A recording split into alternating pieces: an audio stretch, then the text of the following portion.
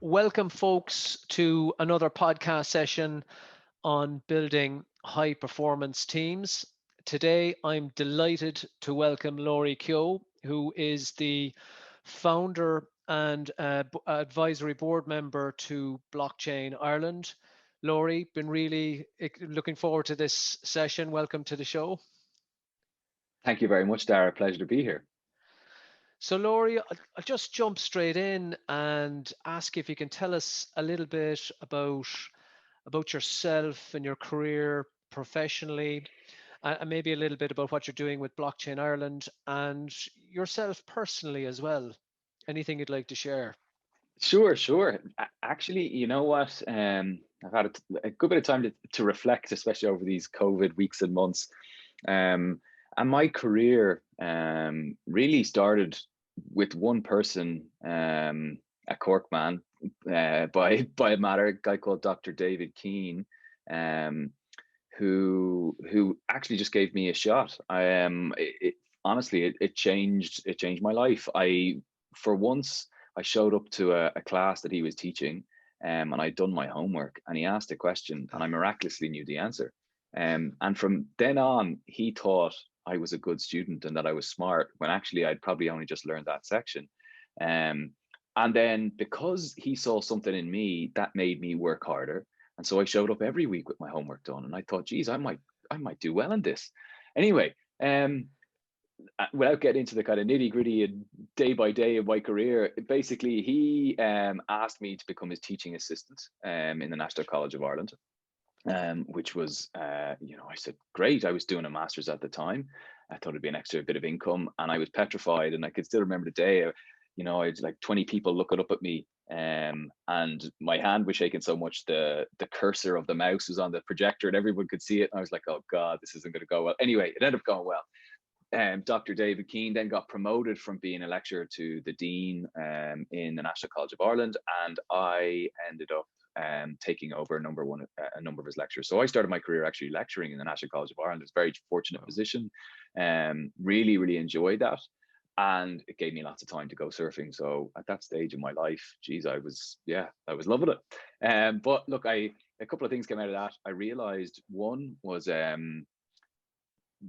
was getting old and the students were staying the same age and they were moving on, and I felt like I wasn't. So I said, geez, I really need to practice what I preach. So I applied for the graduate program in Accenture, and managed to sneak on to that, which was really lucky. I had a fantastic time there. I worked in financial services consulting with Accenture for about 5.5 years. And then I was asked to join Deloitte and their financial services consulting team. And I worked with them for about 6.5 years. And halfway through my time there, I came across financial technology and became more involved in that, and more specifically got into the area of blockchain technology. So we did some great work with Bank of Ireland. And then we applied to become the Center of Excellence for Deloitte's blockchain lab for Europe, Middle East, and Africa, which effectively meant that a big part of Deloitte's blockchain activity in that region would be done out of Dublin. I didn't think we'd win it and win the funding, and we did. And that gave me a chance to build a team. So I built a team of 29 people. And then was asked to go out to Hong Kong and help build a team out there, to set up Deloitte's blockchain team for Asia Pacific. I was asked to be a partner out there and accepted it. And then it was kind of like you're waiting your whole career for a bus to come along and to be offered or invited to be a partner. And Consensus and Joe Lubin gave me a shout and asked me if I'd like to set up a blockchain startup in Dublin. And I didn't know what to do. It was two buses came along at once, and there was something inside me. It was just this itch. I was even thinking about this last night. It was an itch where I just thought, what an opportunity to build something from scratch, and have a go. And if I didn't do it, I would always regret it. And that regret, or Jeff Bezos's regret minimization framework, actually, I did use that, which is you picture yourself at 80, looking back at your life, and what are you going to regret more? And I said, look, I'm going to have a go. I can always go back to consulting in some way, shape, or form. So set up Consensus, built the team to about 42 people. And we had a number of great successes. And then over the course of, I guess, COVID and a number of other things, and And also, to be frank, I think the slower adoption of blockchain technologies at an enterprise level than I would have liked and many others. I exited the business earlier in the summer. And now I'm lecturing with Trinity College. So I've been there for 14 years. I'm advising startups. Um, and I've been asked to chair a crypto fund. So I've got I guess, a number of pots in the boil. And now, yeah, very happy to be speaking to you.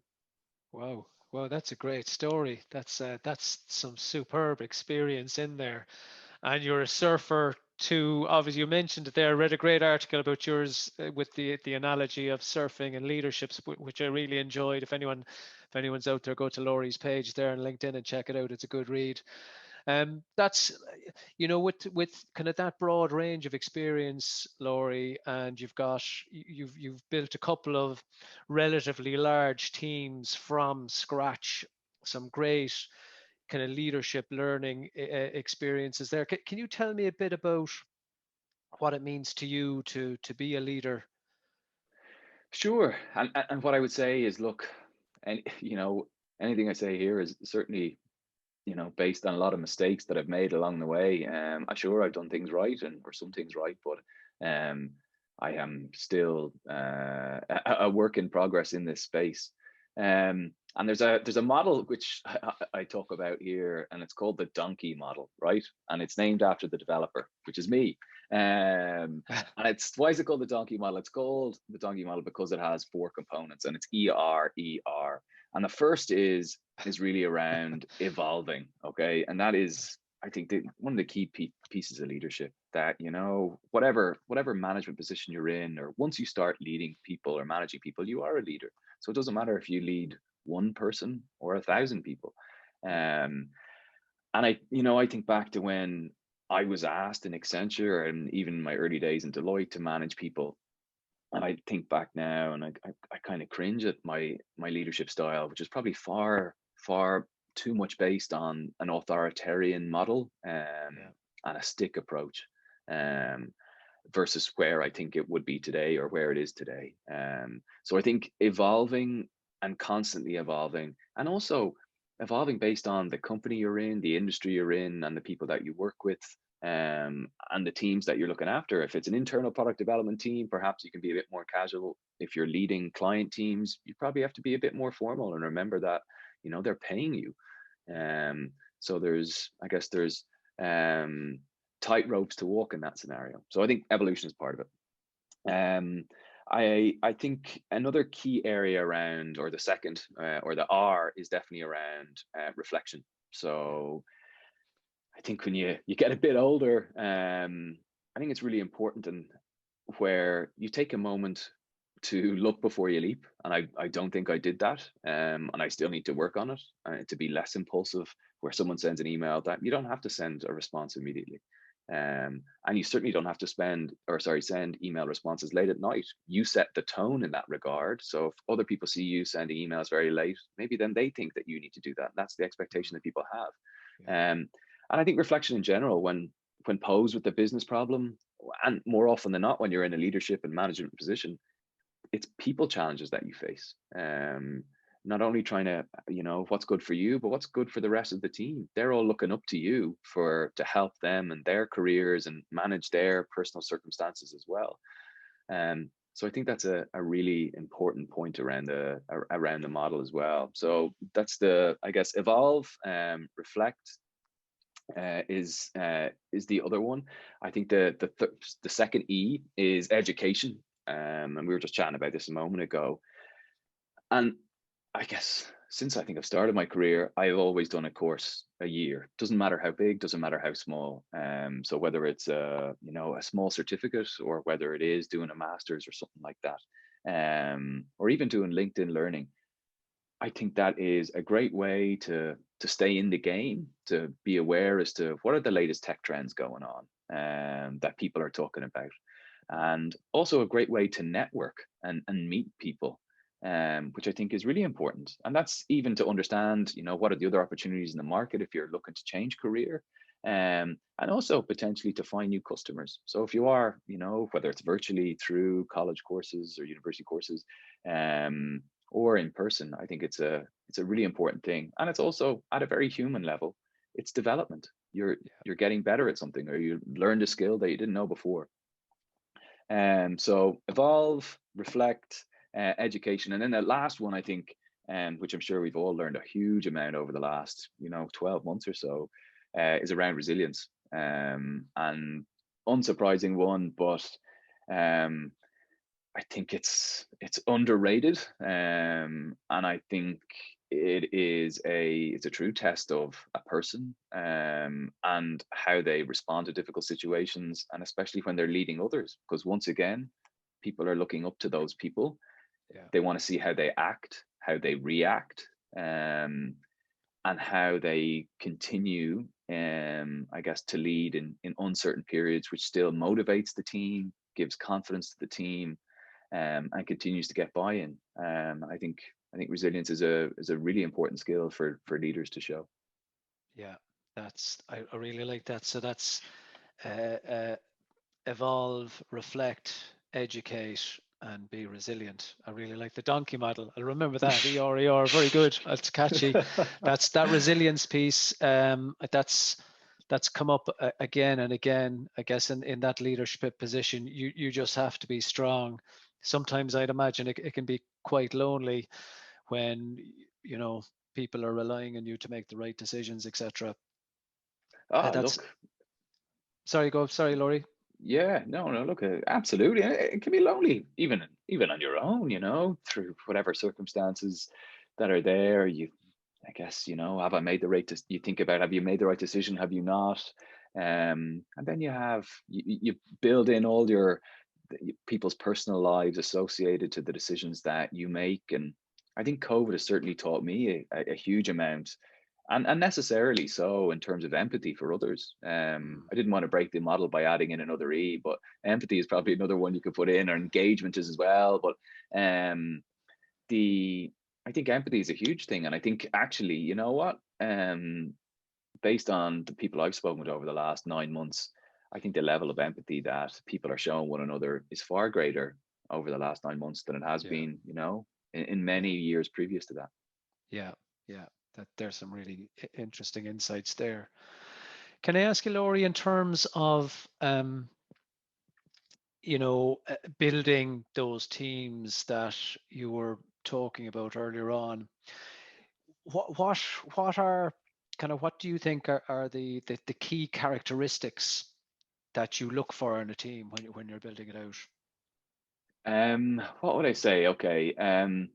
Certainly, what um, what are the skills that the team needs to function and deliver for its business purpose? As Drucker said, a business exists to make customers. Which I think is really important, and keeping that in mind from a business perspective. So, when building a team, what are the people you need in order to provide value to customers, so to deliver on projects. So in my case, it was delivering on project assignments for customers. Right. So where were the gaps that we needed to continuously deliver? So typically within Deloitte and within Consensus, my job was to create scrum teams, so which is made up of front end developers, so people who make user interfaces and user experiences. We needed a designer to help map those out. Then we needed back-end developers who do the coding that makes it all function.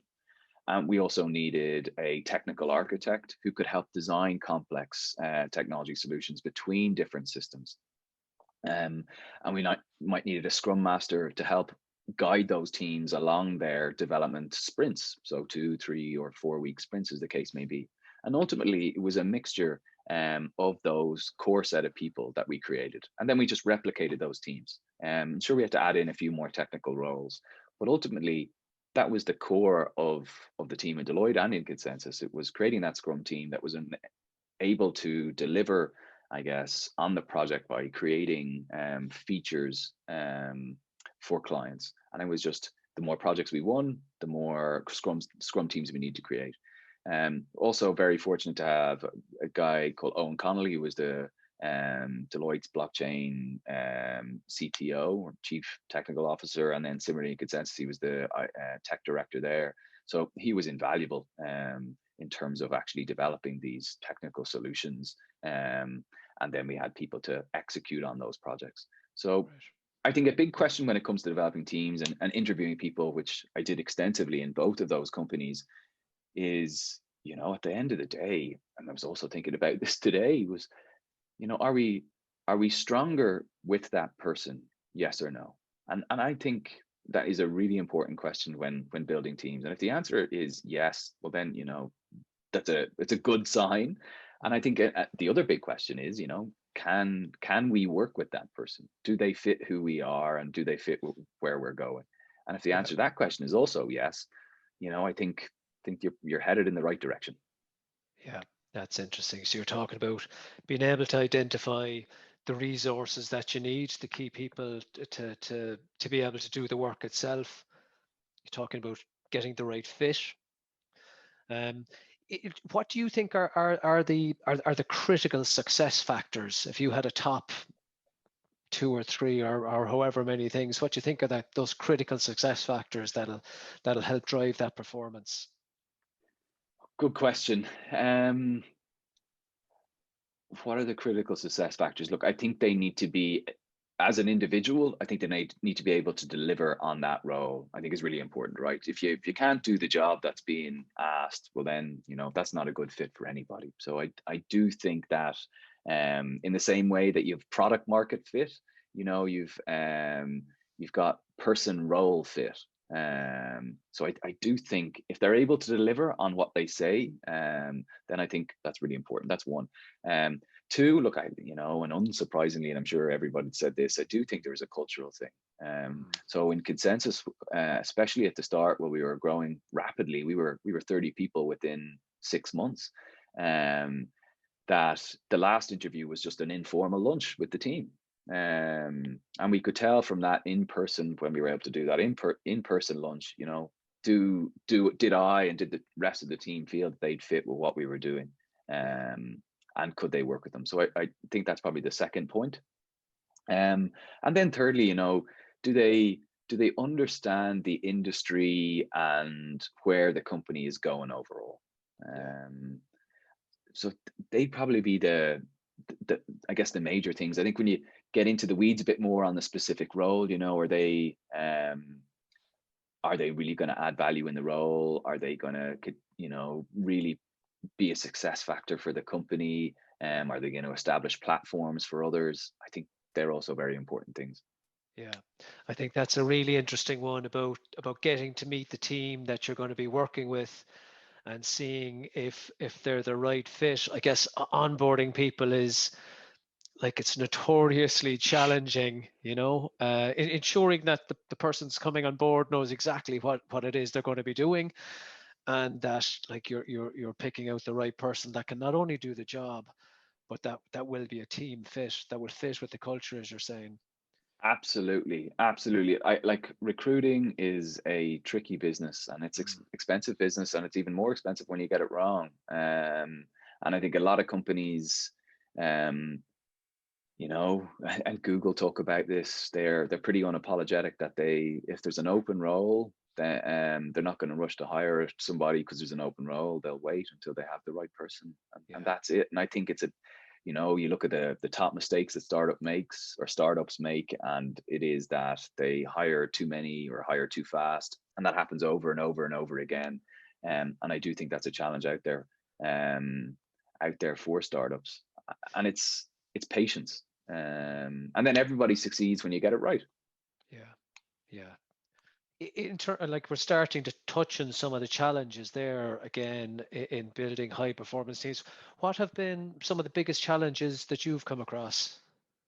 Yeah, good one. What would I say there? I think from a Consensus perspective, one of the challenges that an explosive growth company, like I joined, I think when I was kind of talking to them about joining, I would have been in the 300s employee. And when I joined, I think I was in the 700s. So it just shows in that Wow. short space of time, the company doubled.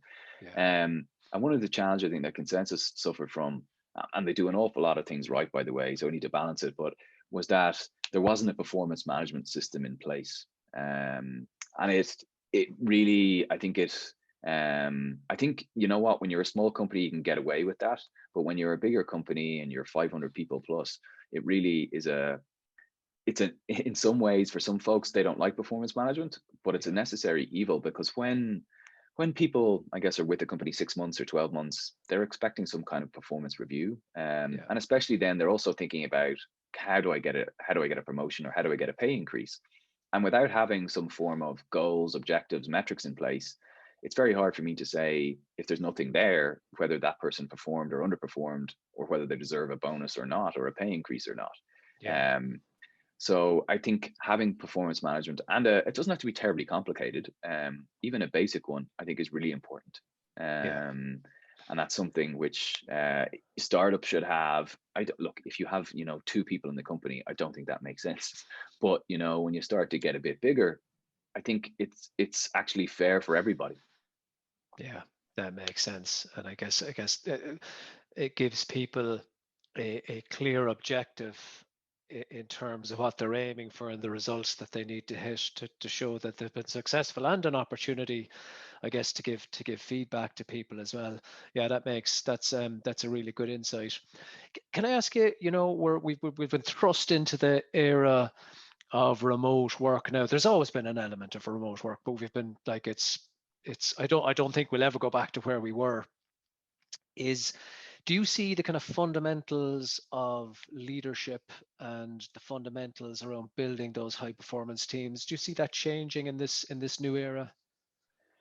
Totally, totally. And I look, I think you're spot on. The genie's out of the bottle, and that's it. Yeah, I think, what would I say here? They're the models of if you're a company that only is going to provide office only based work in 2021, I think that's going to be a challenge. To be honest, I think it was beginning to be a challenge pre-COVID. yeah, So the company I worked for was remote first initially, and that was because they didn't have the real estate, they didn't have the space to have everybody. So they said, look, you can work from home. Then it was remote friendly. Then it went back to remote first. Um, so I think providing options is going to be really important now. So I think there's an element of flexibility there, but this is really important, where guess the first piece of advice I'd provide here, or offer, is that do surveys. I know it sounds ridiculous. Google and Facebook use them very effectively during the pandemic, to ask people, what would you like? What does your work life look like for you in 2021? mm, How many days would you like to be in the office? How many days do you want to work from home? Do you want to work from home full time? And simply ask the question. Then you're getting great data. yeah, Now, I think what you find, and this is the funny thing, people would have said, I would love to work at home full time all the time. And then they realize, Jesus, I don't want yeah, that. My kids are driving me mad, or I want to change a scene, or I want to be able to see my colleagues in person. But yeah, maybe I don't want to do that 5 days a week. I want to do that 3 days a week. And so this is the important thing.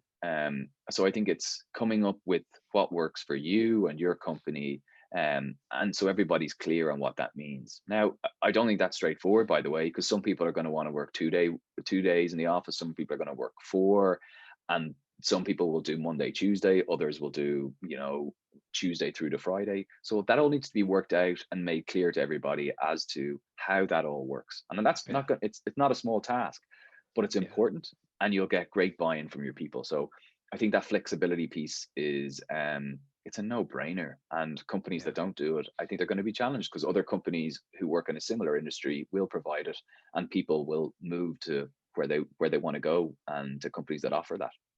Yeah, it's incredible to think that it's not a perk any longer. Really, it's a must-have. If you don't offer that, you're kind of going, that's it would almost seem unusual, I think.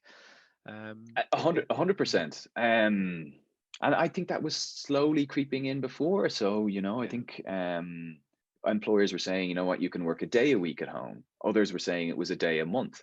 yeah, So I think people were on that path, probably just at different stages. yeah, yeah.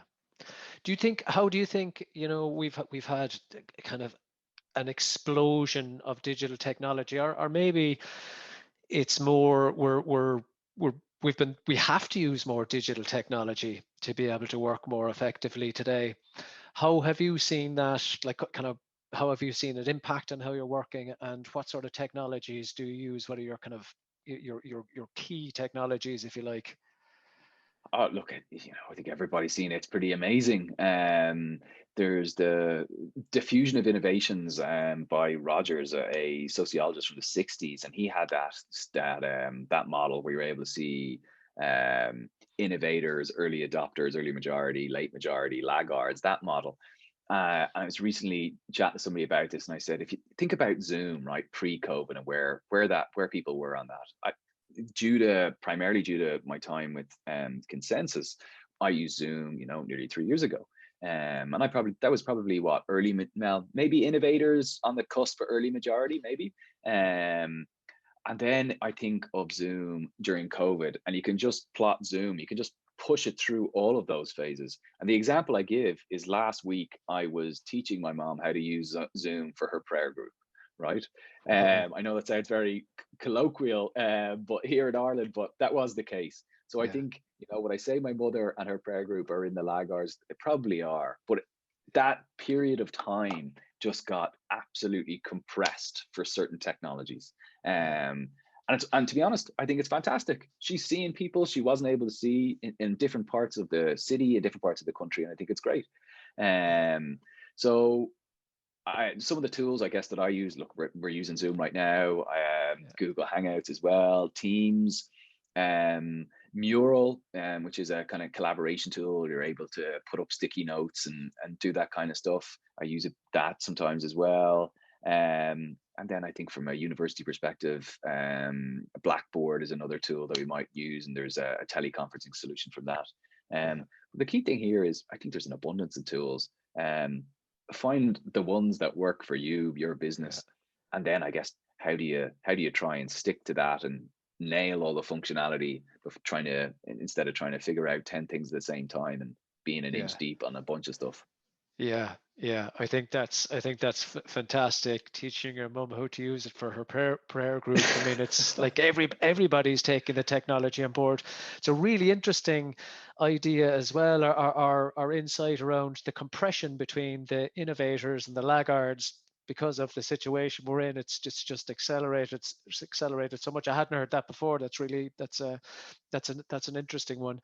And I'm going to look at that again after this actually and just see what other technologies that might have happened for. Can I ask you, Lory, that this is the last question I'd like to ask you as well, really, is, when you're in when you have to take a leadership position, when you are, I guess responsible for your team and you're trying to build that high performance, it's it's a lot of pressure. It's a lot of pressure. And it doesn't matter if the team is like 5 or 50. There's a lot of pressure. You got to bring the best version of yourself into the office, or into work remotely, almost on a daily basis. There isn't much downtime. Look, we're all human. We all have an off day, but as a leader, you're not really forgiven for that. Can you tell me? Can you tell me like what you do? What are any tips or tricks that you might have for keeping yourself, I guess, physically and mentally fit, and have that sense of well-being, and just bringing the best version of yourself out every day? Yeah, what would I say to that? Geez, look, certainly for me, and this is actually probably a pro and a con. For me, I like going to the gym, lifting weights, and doing that stuff. And Mm. actually, some of the best ideas I have are after I leave the gym. I'd be sitting in my car, and before I know it, I'll have spent more time sitting in my car than I spent at the gym. But I Oh, feel I have, clarity of thought after that. And then I probably, email or call too many people after that session. They're going, "Oh Jesus, here he goes again." He's obviously just come out of the gym and he's got these brain waves or brain thoughts. But so that certainly helps me keep sane. It gives me a goal, and helps me obviously physically, I guess stay fit, or try to anyway. Um, I think, yeah, for me that's really important. yeah, Like I think, where and I think you've raised a great point there. As a leader, you know what?